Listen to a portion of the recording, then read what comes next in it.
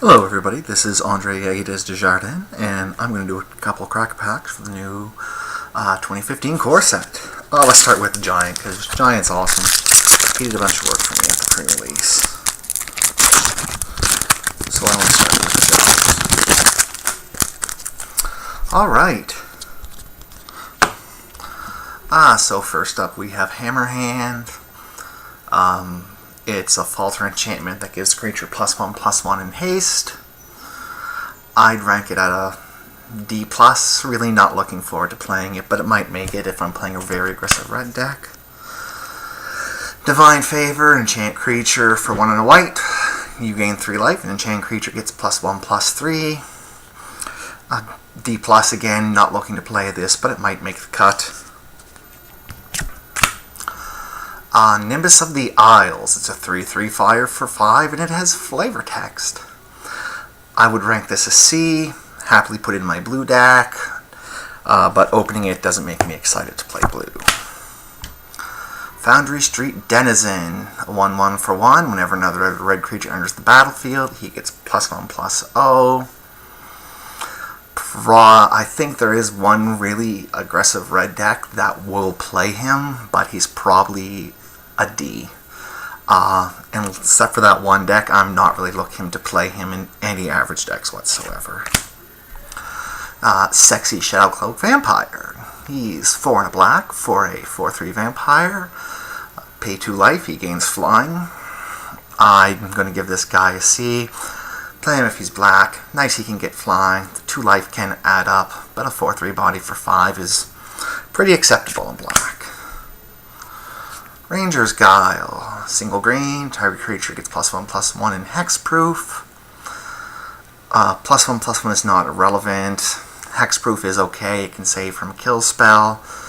I'm going to give it a C-. Not really looking to play it. I'd side it in if my opponent has a decent number of kill spells or sideboard cards, something kill spells. I'm looking to take it out of the side there, but I'm not really looking to run it main.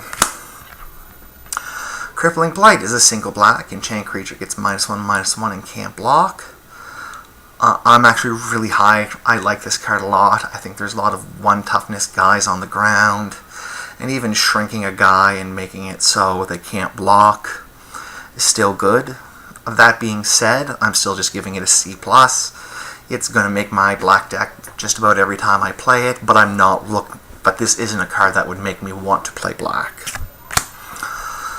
Alright, Evolving Wilds. We all know what this does. Sack basic land, put it into play.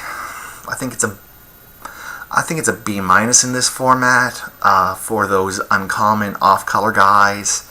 Makes them super splashable. Yeah, very solid card. Probably don't want it in a super aggressive deck because it makes your lands come into play tapped.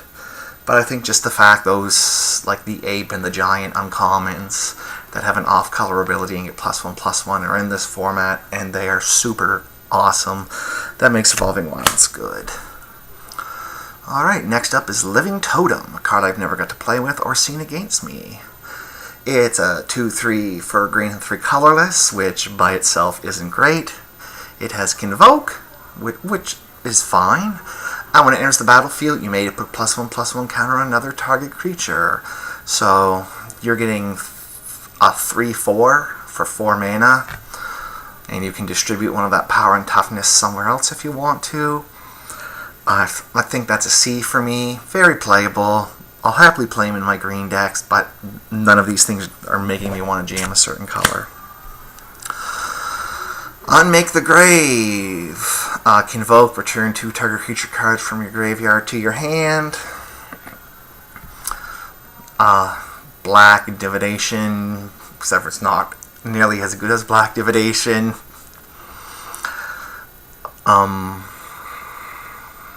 D+.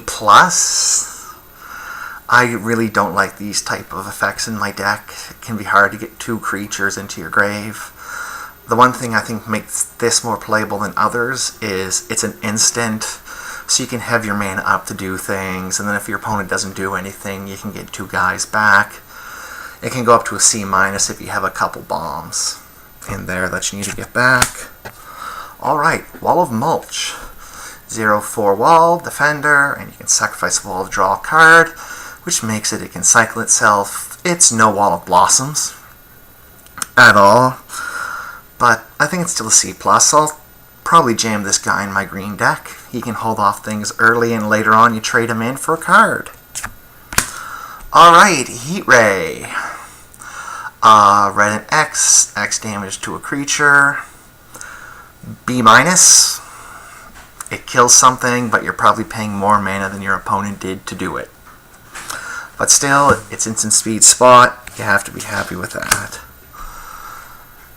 Altac Bloodseeker. It's a 2/1 for red and a colorless. Whenever an opponent creature dies, he gets +2/+0, gains first strike in haste. Basically, he's a 2/1 for 2 with a bit of upside. I don't know if it's supposed to make him better late game or not, but I would treat him as a 2/1 for 2 in most situations, which makes it a C for me. I mean, I'm going to play him in my red decks happily, but I don't expect to get much value out of him. Alright, Chief Engineer. That's a 2-mana 1/3 with artifacts your spells I control have Convoke. This is a constructed card. This isn't for limited. Probably D+ as a 1/3 for 2. I mean, doesn't fly, doesn't do a lot what I'm looking for. His ability is very minor. And Plains and Tip card. Wow, this pack is bad. So I'm going to set aside the Heat Ray, the Wall of Mulch, the Evolving Wilds, and the Crippling Blight. Yeah. I'm probably going to take the Heat Ray here. Just splashable with Evolving Wilds. It kills something. It's an instant speed. I'll always have it at my deck. This was not a good crackback, though. Not very exciting. This ends this one. I'm going to open up a Jace pack next.